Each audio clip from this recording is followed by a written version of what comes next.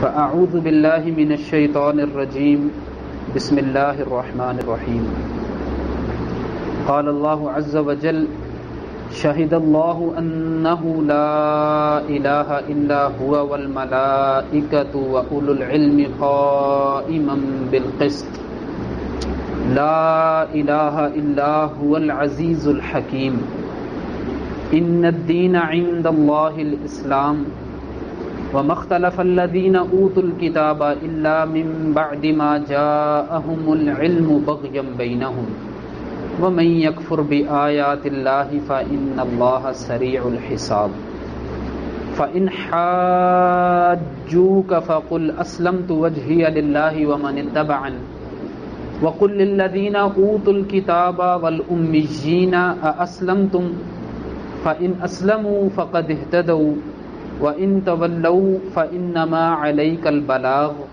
وَاللَّهُ بَصِيرٌ بِالْعِبَادِ۔ یہ سورہ آل عمران ہے اور اس کے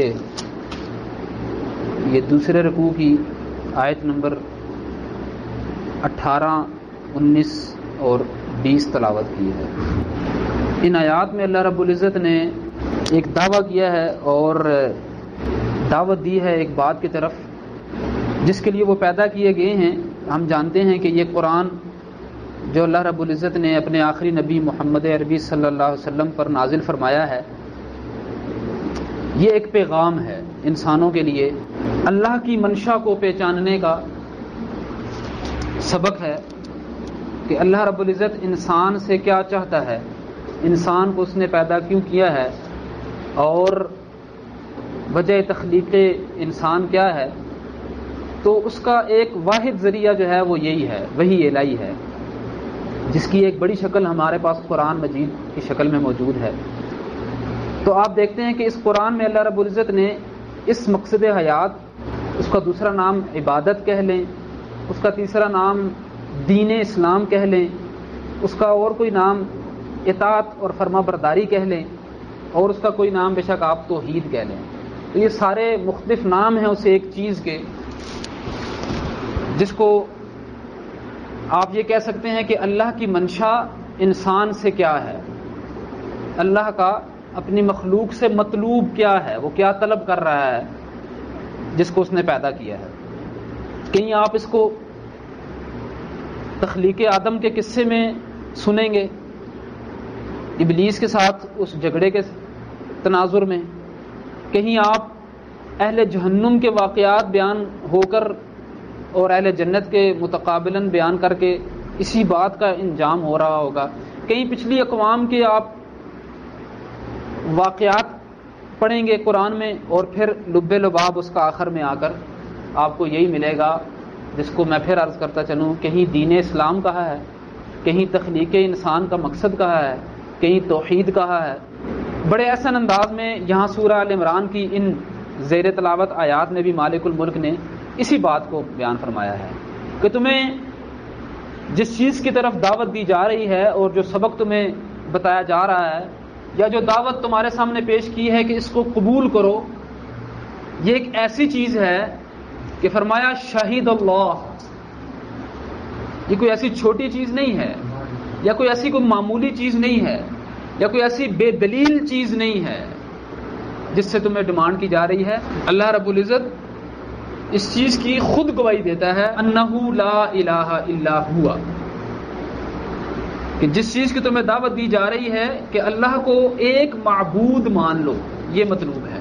اس کو توحید کہتے ہیں، اس کو اسلام کہتے ہیں، اس کو دین کہتے ہیں، اس کو اللہ کی فرما برداری کہتے ہیں، اس کو مقصود تخلیق کائنات کہتے ہیں۔ اس کے اوپر اللہ گواہی دے رہا ہے کہ لا الہ الا ہوا، کہ اللہ رب العزت نے جیسے مختلف مقامات پر توحید کا دعویٰ کیا ہے، اس کے بعد دلائل دیے ہیں، یہاں پر انداز ذرا کچھ اور اپنایا ہے، یہاں پر صرف گواہیاں لائی ہیں۔ دیکھیں مقصد اس چیز کی، اس بات کی اہمیت کو انسان کے اندر اجاگر کرنا ہے۔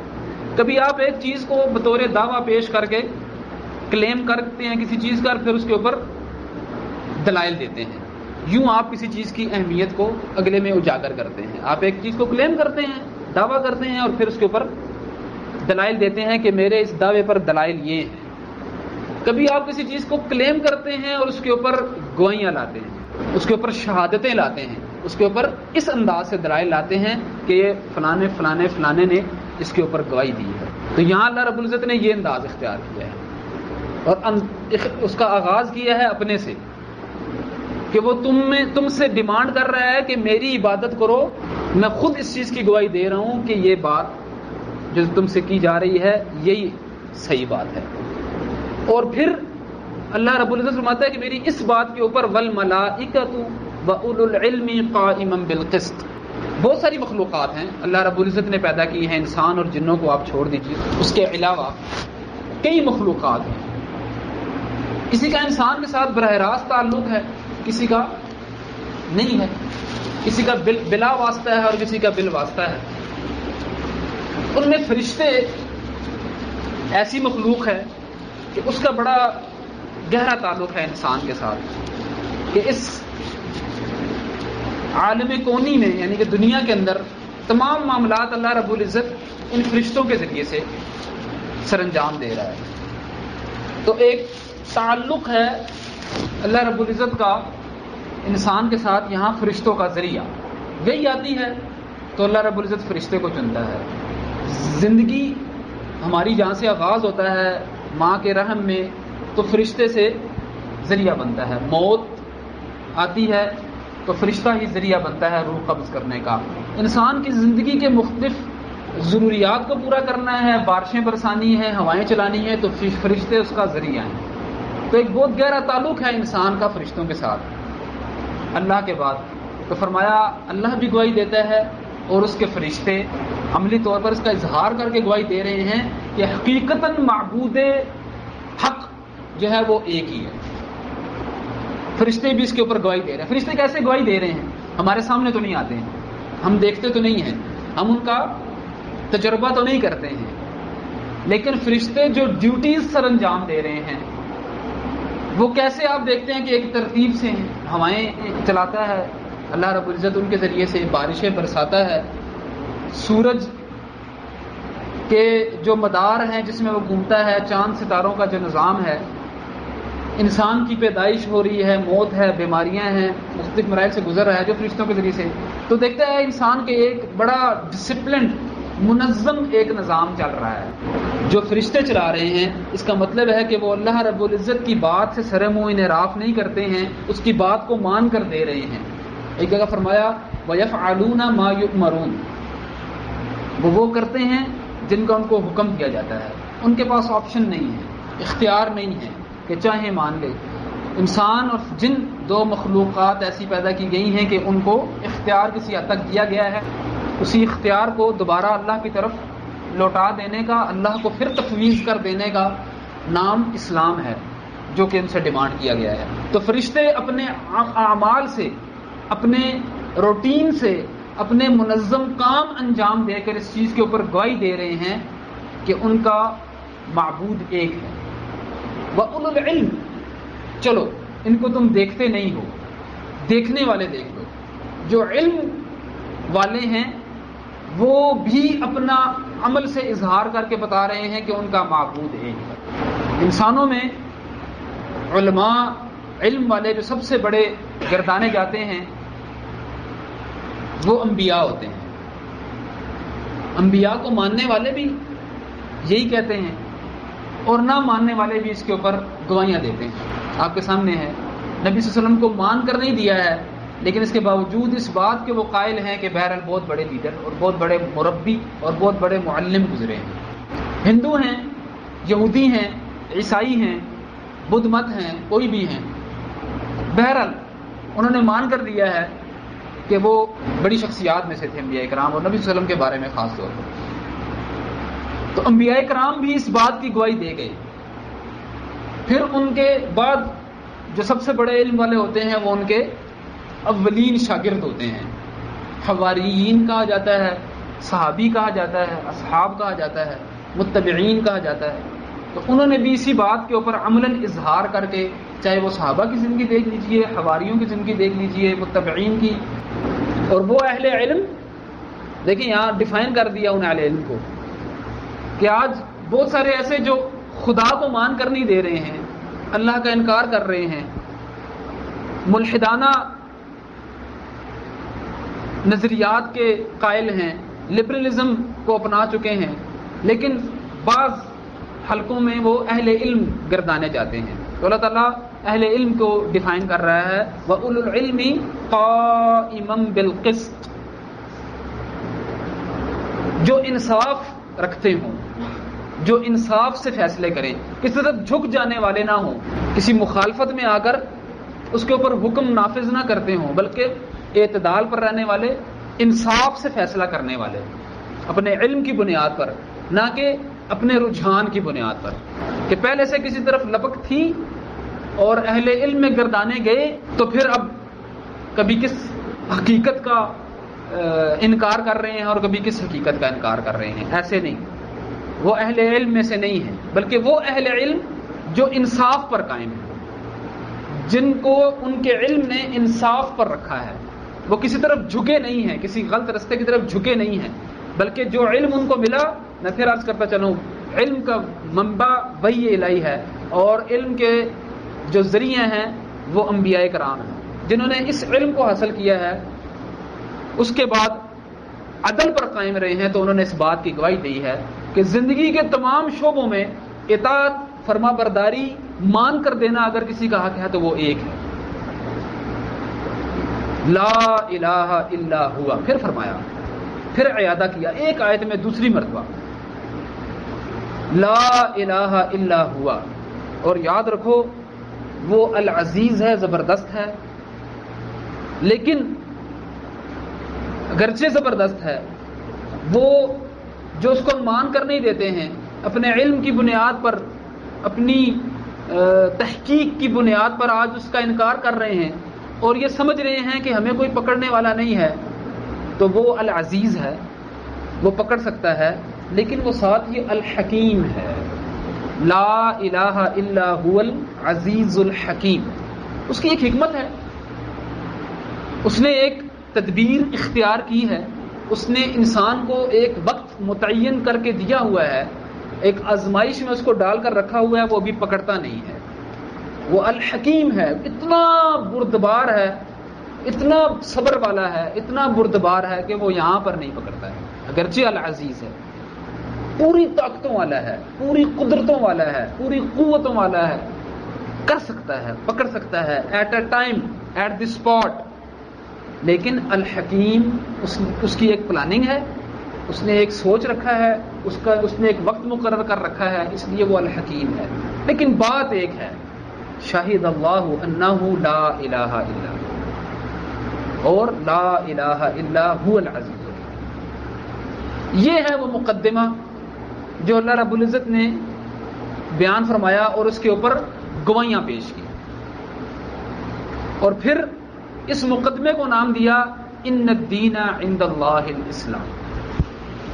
یہ ہے جو تم سے ڈیمانڈ ہے کہ اللہ رب العزت نے انسان کو پیدا کیا اور اس کو ایسے معاملات میں جوڑ دیا ہے جو ایک نظام کے اوپر مشتمل ہے. وہ پیدا ہوتا ہے کہیں جنگل میں اکیلا نہیں، درخت سے گرتا. وہ ایک گھر میں پیدا ہوتا ہے جہاں اس کی ایک ماں ہوتی ہے، اس کو جلتی ہے. جہاں ایک باپ ہوتا ہے، جہاں اس کے بہن بھائی ہوتے ہیں، جہاں اس کے ایک معاشرہ ہوتا ہے، جہاں اس نے بڑے ہو کر کچھ سننا ہوتا ہے، کچھ بولنا ہوتا ہے، جہاں ایک سیاست کا نظام چلانا ہوتا ہے، جہاں اس نے کچھ کمائی کرنی ہے، کچھ خرچ کرنا ہوتا ہے، یعنی کہ ایک مربوط نظام میں آنا ہوتا ہے. اس نظام کو جب اس نے اس میں لازمی ایگزسٹ کرنا ہے، اس نظام میں اس میں لا محالہ، وہ چاہے پاکستان میں پیدا ہوا ہے، دمشق میں اس کی بھی پیدائش ہے، مراکش میں ہے، لیبیا میں ہے، انڈونیشیا اور ملائیشیا میں ہے، امریکہ میں، فرانس میں ہے، کہیں بھی ہے، وہ اس کسی نہ کسی نظام سے وہ ضرور ہو کر گزرے گا. وہ اپنے ارد گرد افراد بھی دیکھے گا اور قانون بھی دیکھے گا اور نظام بھی دیکھے گا. لازمی بات ہے. وہ کسی پانی کے دریا میں، سمندر میں، جنگلوں میں، آسمان اور زمین کے درمیان خلا میں نہیں ہوگا. وہ کسی نہ کسی زمین پر ایگزسٹ کرتا ہوگا ایک نظام، اس کے اندر وہ پروان چڑھے گا. اب یہاں دیکھنا یہ ہے کہ اس کو اللہ رب العزت نے آنکھیں دی ہیں، دماغ دیا ہے، عقل و شعور دی ہے، ہاتھ پاؤں دیے ہیں، دماغ اور دل سوچنے کے لیے دیا ہے. اب وہ کس نظام کو فالو کرتا ہے؟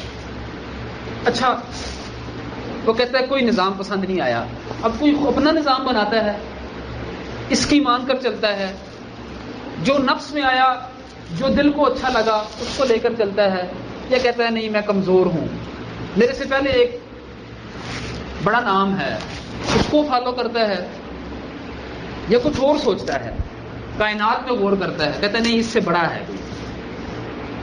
مختلف الفاظ ہیں جو میں نے استعمال کیے ہیں. وہ نفس کی پیروی کرتا ہے، وہ یہودیت اپناتا ہے، عیسائیت اپناتا ہے، ہندوازم میں آتا ہے، اور آگے چلیے سیکولرزم کو اپروچ کرتا ہے، اس کو اڈاپٹ کرتا ہے، لبرلزم کو پسند کر کے اس کی طرف آتا ہے، یا اور آگے بڑھتا ہے. کہا جاتا ہے مذہب بندے کو باؤنڈ کرتا ہے، کچھ اور آگے نکلے. مذہب باؤنڈ نہیں کرتا ہے، یہ انسان کے بنائے ہوئے نظام اس کو باؤنڈ کرتے ہیں.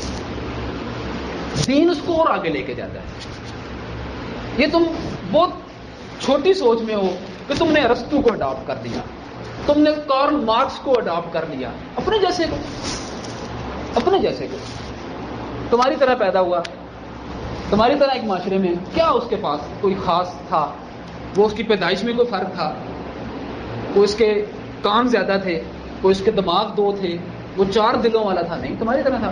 کارل مارکس تمہاری طرح تھا، سیکولرزم دینے والا، مارکسزم دینے والا، سوشلزم دینے والا، کیپٹلزم دینے والا، یہودیت، عیسائیت، ہندوازم، سب آپ جیسے انسان، ہمارے جیسے انسان ہیں. یہ ہے چھوٹا لیول. ان کو اڈاپٹ کرنا ہے چھوٹا لیول، کہ انسان اپنے جیسے کوئی مان کرتے رہے. اس سے بڑا یہ ہے کہ وہ اپنے خالق کو پہچانے. ان دماغ کے اندر وسعتیں یہ ہے کہ وہ اپنے جیسوں کو چھوڑ کر اوپر جائے. دین نہیں روکتا، دین نہیں باؤنڈ کرتا، یہ نظام باؤنڈ کرتے ہیں. ہاں، استثناء ہر ایک چیز میں ہے. دین کا لبادہ اوڑھنے والے مذہبی پیشوا، ہاں یہ اس کو ایسا بنا دیں، اپنی پیرویاں کروائیں، یہ ایک الگ بات ہے، اس کی بات نہیں ہوتی. اس کو ہم اسلام نہیں کہہ رہے، اس کو ہم اسلام نہیں کہہ رہے. کوئی دیوبندیت، کوئی شیعت، کوئی بریلویت، کوئی وہابیت، کوئی جو بھی نام ہے، اہل حدیثیت، کس طرف کی طرف آپ کو لے کر جائے اس طرف لے کر آئے. اس کو آپ دین کا نام مت دیجیے. اس کو یہ نہ کہیے کہ یہ میں اللہ کی طرف اپروچ کر رہا ہوں، خاص اس ٹرم میں، خاص اس معنی میں جس معنی میں یہ لے کے چل رہی ہیں جماعتیں، تنظیمیں، مسالک، اس خاص اس ٹرم میں. دین اس سے اوپر آپ کو لے کے جاتا ہے. اللہ رب العزت آپ کو اس سے اوپر لے کے آنا چاہتا ہے. اسلام اس سے اوپر ایک چیز ہے، وہ یہ ہے کہ آپ ڈائریکٹ اللہ سے کنیکٹ ہیں. کیا اس سے اوپر کوئی ہے؟ نہیں. آپ چھوڑ دیں، قرآن کو چھوڑ دیں کہ قرآن کہہ رہا ہے، یا آپ مسلم ہیں تو آپ کہہ رہے ہیں. کسی ملحد سے پوچھیں کیا اس سے اوپر کوئی ہے؟ تو اگر آپ اس کی مان کر چلیں، آپ اس کو اختیار کریں، آپ اس کی منشا میں اپنی منشا دے دیں، تو یہ چھوٹا پن ہوا یا بڑا؟ آپ نے بڑے سے جوڑا ہے نا، آپ نے اپنا کنٹیکٹ جو ہے بڑے سے جوڑا ہے. اور اس کی وسعتوں کا کیا کہنا؟ هو الاول فلیس قبلہ شیء، وہ پہلا ہے، اس سے پہلے کوئی نہیں. هو الآخر، وہ آخری ہے، فلیس بعدہ شیء، اس کے بعد کوئی نہیں، اس کے بعد کوئی نہیں. یہ ہیں اس کی وسعتیں جس کو ہمارا دماغ صرف یہاں تک سمجھ سکتا ہے، پا نہیں سکتا. اس کو پا نہیں سکتا. آپ اس کی منشا کو پا لیں، یہی مطلوب ہے. وہ چاہ کیا رہا ہے آپ سے، یہ مطلوب ہے.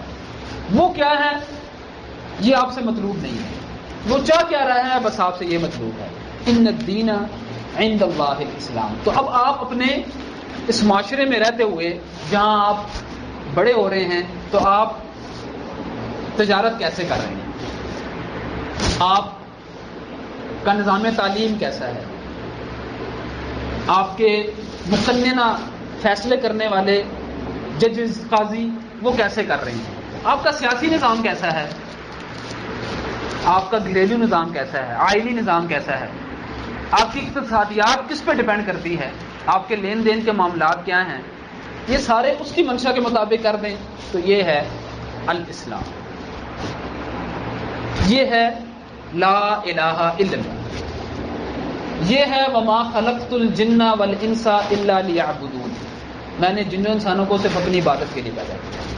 یہ ہے اللہ کا مقصود اور مطلوب اپنے بندے سے کہ ان تمام نظام میں آپ توحید کو اپناتے ہیں۔ توحید یہ ہے کہ آپ ہر نظام میں صرف اللہ کی مان کر رہے ہیں، بس یہ توحید ہے۔ سجدے میں گرنا ہے تو اس کے لیے، پکارنا ہے تو صرف اس کو۔ توحید خاص شاعر عبادت کا نام نہیں ہے، غلط کنسپٹ ہے کہ توحید گویا صرف مسجد میں ہے،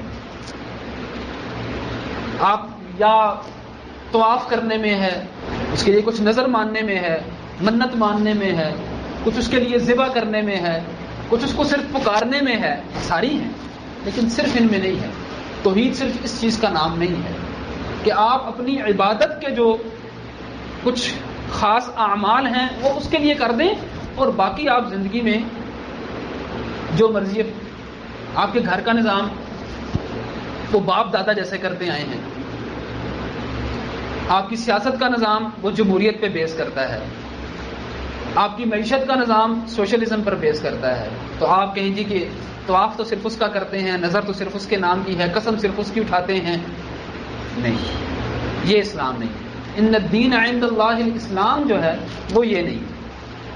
توحید زندگی کے تمام شعبوں، گھر میں بھی توحید، پارلیمنٹ میں بھی توحید، بازار میں بھی توحید، تعلیم میں نظام، آپ کہاں ایگزسٹ کر رہے ہیں، آپ گھر میں بیٹھے ہیں، آپ بیوی کے ساتھ بستر پر لیٹے ہیں، آپ بچوں کے ساتھ کھانا کھا رہے ہیں، آپ دوستوں کے ساتھ پارک میں ہیں، آپ اپنے ہم مکتب کے ساتھ کلاس روم میں ہیں،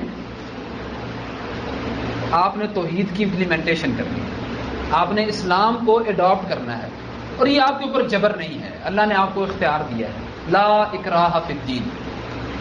اس اسلام کو جس کو کہا ان الدین عند اللہ الاسلام، اس دین کو اختیار کرنے میں جبر نہیں ہے، کیونکہ اللہ کا یہاں آ کے ساری پلاننگ فیل ہو جاتی ہے اگر وہ جبر کرے تو۔ اس کا یہ ارادہ نہیں ہے کہ وہ زبردستی منوائے، اور وہ یہ بھی نہیں چاہتا ہے کہ آپ ایک چیز میں گو تھرو ہو رہے تھے، ایک چیز کو فالو کیے ہوئے چلتے آ رہے تھے آپ کے نظام میں، آپ بھی چل پڑے۔ آپ نے دیکھا باپ نے بھی داڑھی رکھی تھی، پتہ نہیں کیا ہے بس رکھ لی ہے، آپ نے دیکھا باپ بھی سجدے کرتا ہے، فلانی مسجد میں جاتا ہے، میں بھی جاتا ہوں، یہ بھی اس کو مطلوب نہیں ہے، اس کو شعوری مطلوب ہے۔ اس نے کہا ہے فاعلم انہ لا الہ الا اللہ۔ یہ علماء کے لیے اکیلا نہیں ہے، یہ اسکالرز کے لیے نہیں ہے، یہ مفتیوں کے لیے نہیں ہے، یہ ہر ایک شخص سے ہے جو ریڈی بھی لگائے، جو رکشہ بھی چلائے، جو پی ایچ ڈی بھی کیے ہوئے ہے۔ فاعلم انہ لا الہ، اگر یہ پورا نہیں کیا تو اس کی نگاہ میں آپ نے اسلام کو قبول نہیں کیا، لہذا لا اکراہ فی الدین۔ کیوں؟ کیونکہ اس نے حق اور باطل کو واضح کر دیا ہے، اور اتنا واضح کیا ہے جتنا انسان کی عقل اس کو اپروچ کر سکے، اس سے بڑھ کر نہیں، اس سے ماورا نہیں۔ ایسا نہیں ہے کہ انسان کہے کہ مجھے سمجھ نہیں آئی حق اور باطل کیسے واضح ہوا، مجھے پتہ نہیں چلا، نہیں، اس نے کیا، اس نے کیا، ہر باشعور پہچان سکتا ہے۔ صرف یہ ہے کہ جیسے عام دنیا کے تمام کاموں کے لیے آپ کو محنت کرنی پڑتی ہے، یہاں بھی کرنی پڑے گی۔ وہ کہتے ہیں جی بس اللہ نے کرم کیا تو سمجھ آ گئی، ایسے ہی وہ جو چلتے چلتے ہی ہمیں تو بس ہدایت ملی، آپ نے طلب ہی نہیں کیا، آپ نے مانگا نہیں، آپ نے کوشش نہیں کی، آپ کو ابھی تک نہیں ملی ہے۔ آپ کسی وہم و گمان میں نہ رہیں۔ یہدی الیہ من ینیب، یہ اس کا قانون ہے، وہ ہدایت اس کو دیکھتا ہے جو رجوع رکھے، جو انابت رکھے، جو آئے، جو مانگے، ایسے نہیں گراتا کسی کے اوپر۔ یہدی الیہ من اناب، اس کو ہدایت ملتی ہے جو لپکے آئے. تو اس نے قد تبین الرشد من الغی، اس نے ہدایت کو گمراہی سے نکھیڑ دیا ہے. اب تم نے مان لیا ہے تو پھر ان الدین عند اللہ الاسلام. ہاں اگر آپ کے اوپر یہ بات عجیب گزرے کہ موسیٰ نے بھی یہ پیش کیا، عیسیٰ نے بھی یہی پیش کیا، داؤد اور ایوب اور یعقوب علیہم السلام نے بھی یہی پیش کیا، تو پھر ان میں گمراہیت کیوں آئی؟ آج کا لبرل، آج کا سیکولر، آج کا ملحد یہ بھی کہتا ہے کہ اگر ایک تھا، اگر سب ایک چیز تھی تو پھر کیوں اختلاف کیا؟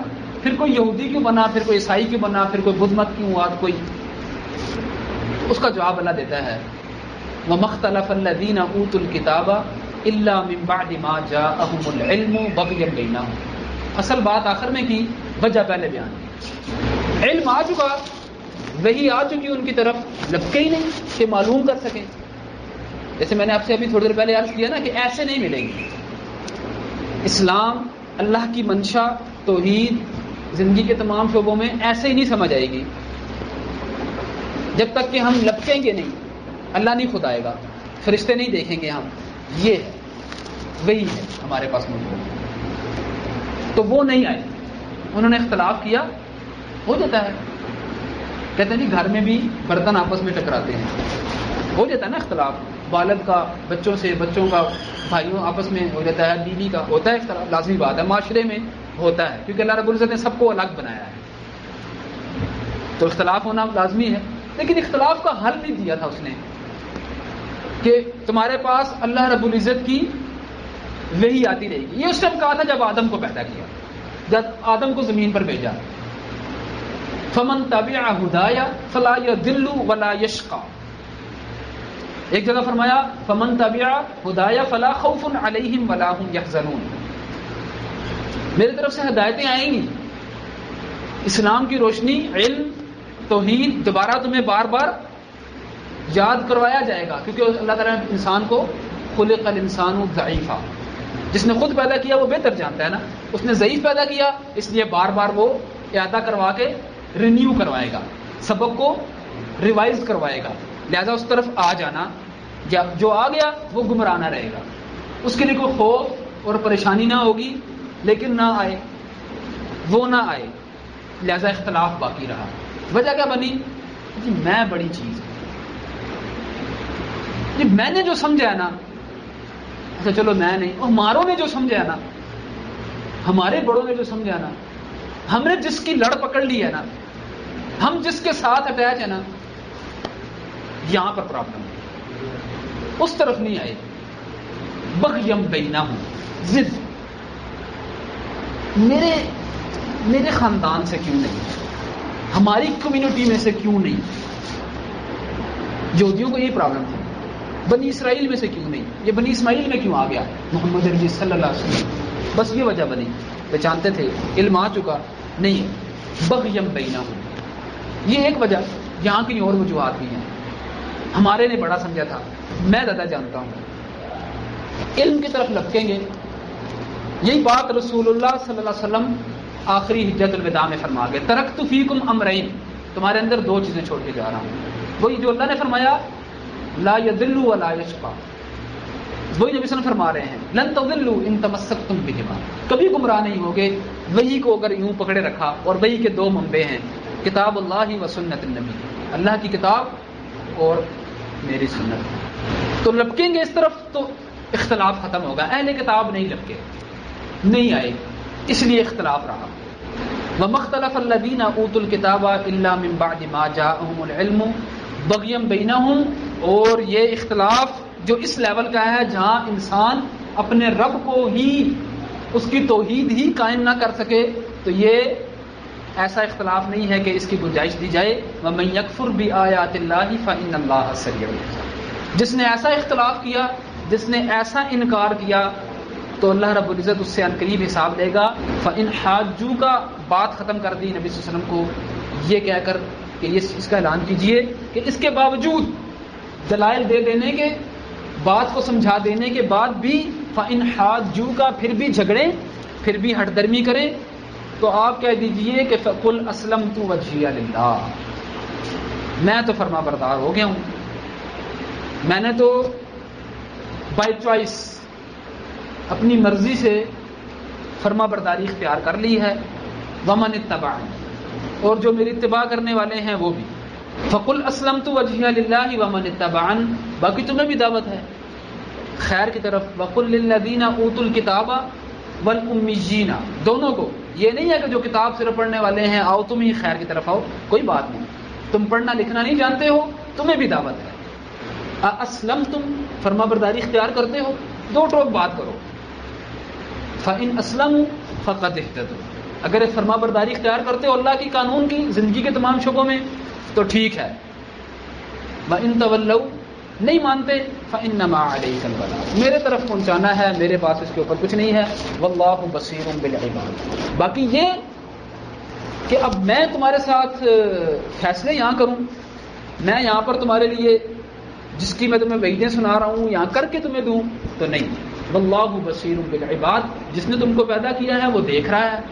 جیسے پہلے عرض فرمایا الحکیم ہے وہ، تو وہ دیکھ رہا ہے اپنے بندوں کو، ہے تم اسی کے بندے. واللہ بصیر بالعباد، بالناس نہیں کہا، لفظ اختیار کیا اللہ تعالیٰ نے کہ ہو تم بندے میرے ہی، چاہے نافرمانی کرو، چاہے ملحد ٹھہرو، چاہے کسی اور چیز کو اختیار کرو میرے قانون کے علاوہ، ہو میرے پیدا کیے پیدا ہوئے ہو اور دیکھ رہا ہوں میں تمہیں. واللہ بصیر بالعباد، میرے ہاں صرف پہنچانا ہے. اللہ رب العزت دوسرے مقام پر فرماتا ہے فإنما علیک البلاغ، نبی صلی اللہ علیہ وسلم آپ کے ذمہ داری پہنچانا ہے.